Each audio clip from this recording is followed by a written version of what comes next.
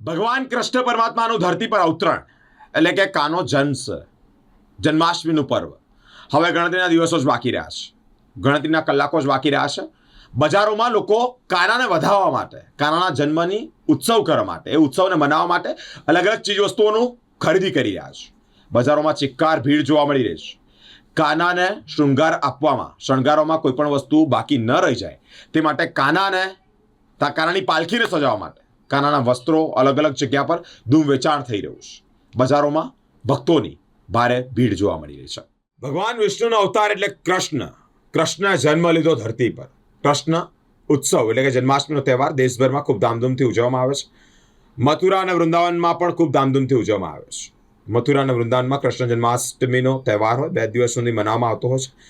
મથુરા અને વૃંદાવનમાં જન્માષ્ટમીનો તહેવાર ઉજવવામાં આવે. શાસ્ત્રો અનુસાર કૃષ્ણનો જન્મ 5251 વર્ષ પહેલા થયો હતો.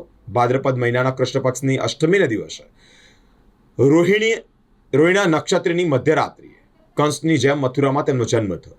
આ કારણે મથુરામાં આ તહેવાર ખૂબ ધામધૂમથી ઉજવવામાં આવે છે. 16 ઓગસ્ટ ઉજવણી કરવામાં આવનાર છે. વડોદરા શહેરના બજારોમાં ભગવાન કૃષ્ણના વાઘાનું મુકુટ, આંખો, કૃષ્ણ ભગવાનના પારણા બજારોમાં જોવા મળી રહ્યા છે. લાલજીને લાલ લડાવવા માટે કોઈ પણ કચાશ ન રહી જાય તે માટે વિવિધ પ્રકારના આભૂષણો અને શણગારની ખરીદી કરવામાં આવી રહી છે. જન્માષ્ટમીની પહેલાં તો બધાને શુભેચ્છા. આજે અમારા ત્યાં જન્માષ્ટમીમાં નવા પાયણા આવ્યા છે, વ્હાઇટ મેટલના ઝૂલા આવ્યા છે, સંખેડાના ઝૂલા આવ્યા છે, જરદોશીના વાઘા છે, પછી જેકોમોતીમાં બી વાઘા આવ્યા છે, નવી પ્રકારના બધા રમકડા આવ્યા છે. તમે જોઈ શકો છો કે આજે અમારા ત્યાં કલ્યાણરાયજી શૃંગાર સેન્ટરમાં પબ્લિકનો ભારે રોષ છે અને આવનારા જન્માષ્ટમીની બધાને શુભકામના.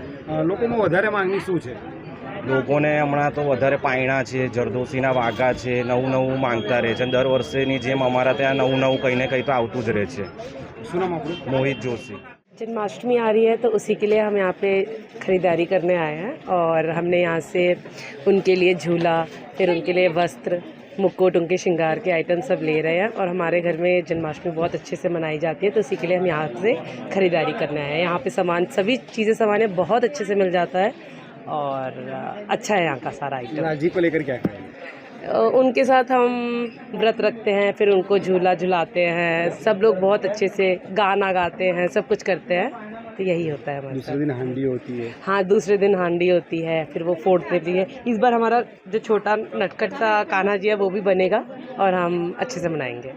क्या नाम आपका? ज्योति शर्मा.